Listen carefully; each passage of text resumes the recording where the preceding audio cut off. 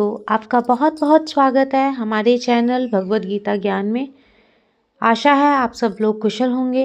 हमारे चैनल को लाइक कीजिए, शेयर कीजिए और सब्सक्राइब करना बिल्कुल ना भूलें।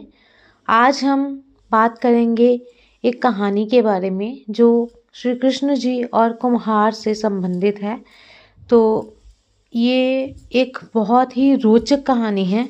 तो चलिए शुरू करते हैं कहानी को। आशा है आपको ये पसंद आएगी। प्रभु श्री कृष्ण ने गोपियों के साथ बहुत सी लीला की हैं।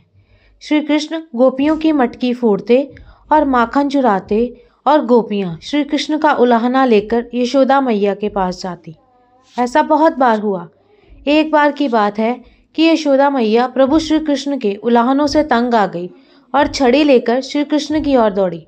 जब प्रभु ने अपनी मैया को क्रोध में देखा तो वह अपना बचाव करने के लिए भागने लगी। भागते भागते श्री कृष्ण एक कुम्हार के पास पहुंचे।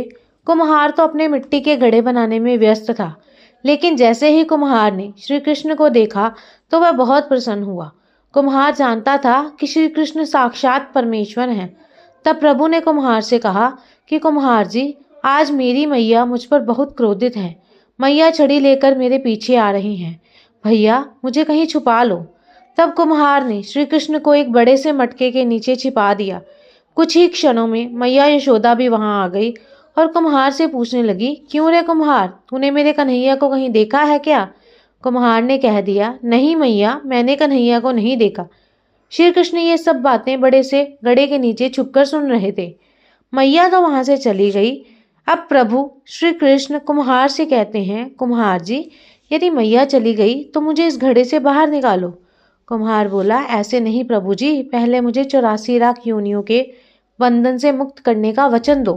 भगवान मुस्कुराए और कहा, ठीक है, मैं तुम्हें 84 लाख योनियों से मुक्त करने का वचन देता हूँ। अब तो मुझे बाहर निकाल दो।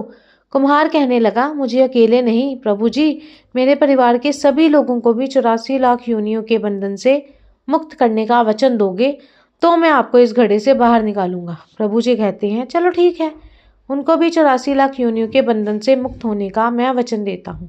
अब तो मुझे घड़े से बाहर निकाल दो। अब कुम्हार कहता है, बस प्रभु जी, एक विनती और है, उसे भी पूरा करने का वचन दे दो तो मैं आपको घड़े से बाहर निकाल दूंगा। भगवान बोले, वो भी बता दे, क्या कहना चाहते हो? कुम्हार कहने लगा, प्रभु जी, जिस घड़े के नीचे आप छुपे हो उसकी मिट्टी मेरे बैलों के ऊपर लाद के आई है। अब मेरे इन बालों को भी 84 के बंधन से मुक्त करने का वचन दो। भगवान ने कुम्हार के प्रेम पर प्रसन्न होकर उन बैलों को भी 84 के बंधन से मुक्त होने का वचन दिया। प्रभु बोले, अब तो तुम्हारी सब इच्छा पूरी हो गई, अब तो मुझे घड़े से बाहर निकाल दो। तब कुम्हार कहता है, अभी नहीं भगवान, बस एक अंतिम इच्छा और है, उसे भी पूरा कर दीजिए। और वह ये है, जो भी प्राणी हम दोनों के बीच के इस संवाद को सुनेगा उसे भी आप 84 लाख योनियों के बंधन से मुक्त करोगे।